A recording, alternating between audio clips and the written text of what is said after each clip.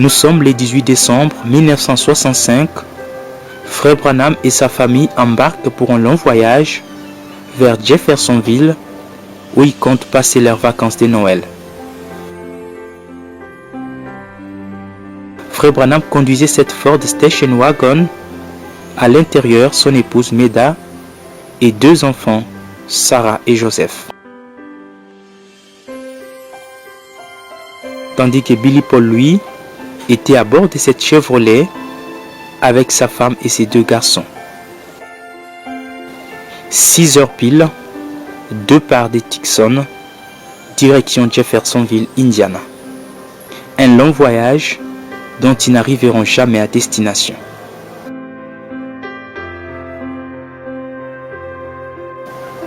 Première escale, Benson, puis Alamogordo, cette ville américaine siège du comté d'Otero, dans l'état du Nouveau-Mexique. C'est ici qu'ils prennent leur déjeuner, mais le trajet est encore long.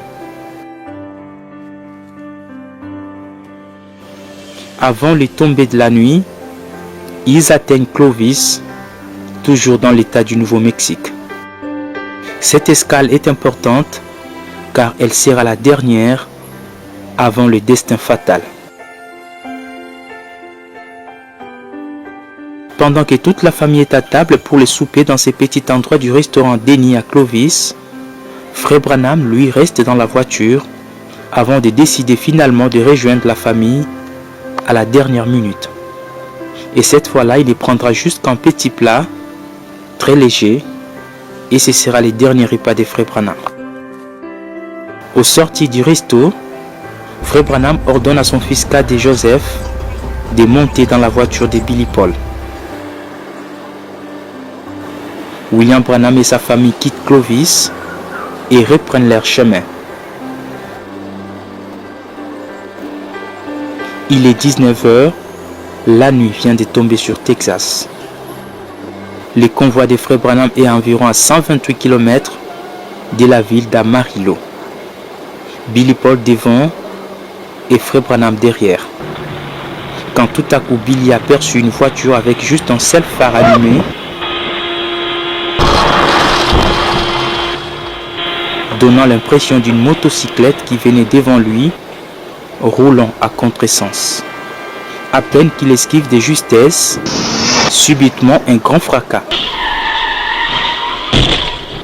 C'est la collision. L'inévitable est arrivé.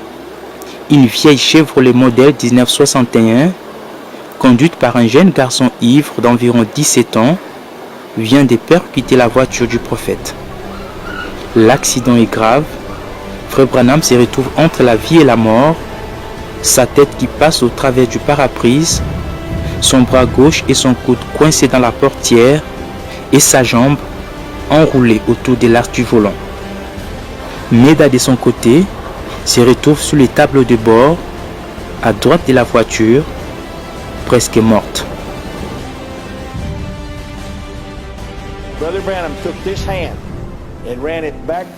Je sais qu'il a bougé sa main droite et l'a posée sur elle.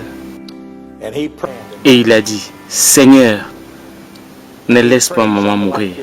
Sois avec nous en cette ère. Et la sœur Branham revient à la vie.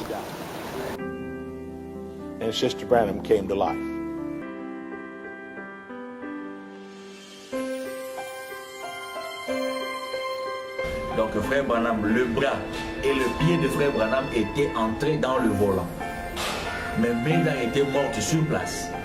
Alors quand Billy Paul est venu, il a dit à papa, papa, mamie est partie. Alors le Frère Branham a dit à Billy Paul, prends sa main, mets ça dans ma main. Billy Paul a fait toutes ces manœuvres-là jusqu'à mettre la main de Meda dans la main de Frère Branham. Et Frère Branham a prié et dit, Seigneur, garde maman avec nous, notre Seigneur Jésus. Amen. Et on a ramené Meda à l'hôpital.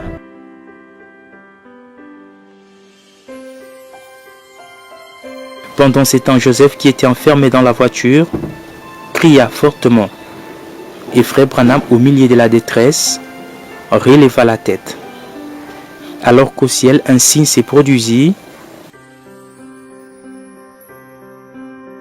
approuva qu'un événement important vient de se produire dans le monde. Sur le lieu, l'ambulance évacue les autres accidentés, mais Frère Branham, lui, reste encastré dans ses véhicules. Il a fallu 45 minutes pour réussir à dégager William Branham de cette ferraille.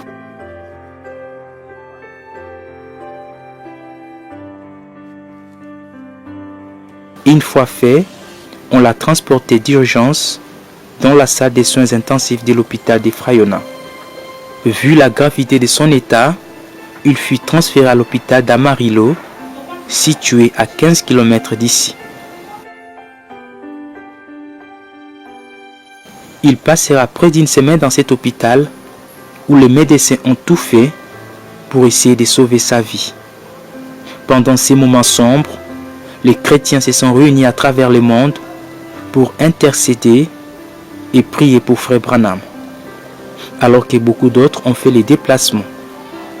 Réunis dans la salle d'attente de l'unité des soins intensifs, des frères et sœurs priaient et chantaient des cantiques que les prophètes aimaient trop dans sa vie.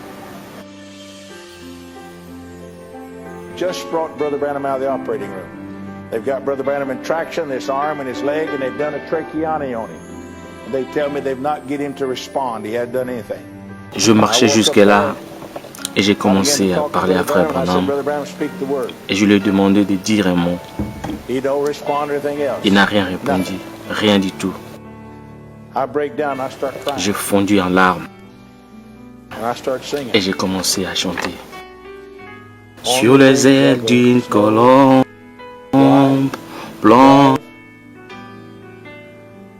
Dieu envoya son amour.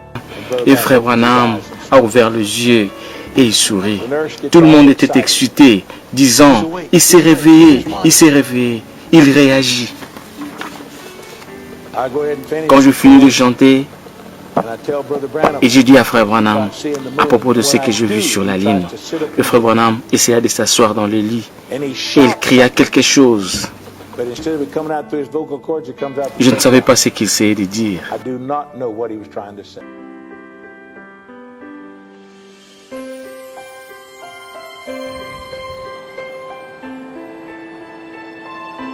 Nous sommes au soir du vendredi 24 décembre. Le moment est triste. Un docteur radiologue cherche à voir Billy Paul.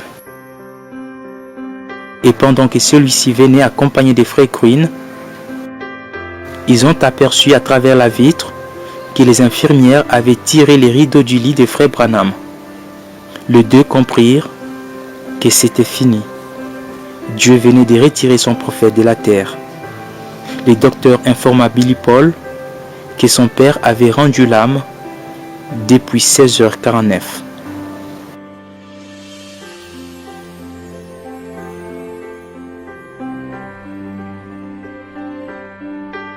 Et c'est Pierre Green qui alla informer les frères réunis dehors la triste nouvelle.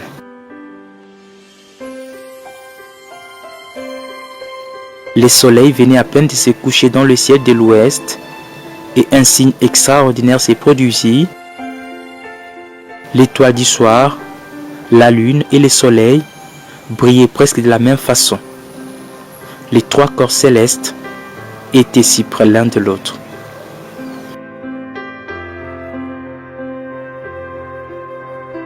Il est né sous un signe et il meurt sous les signes.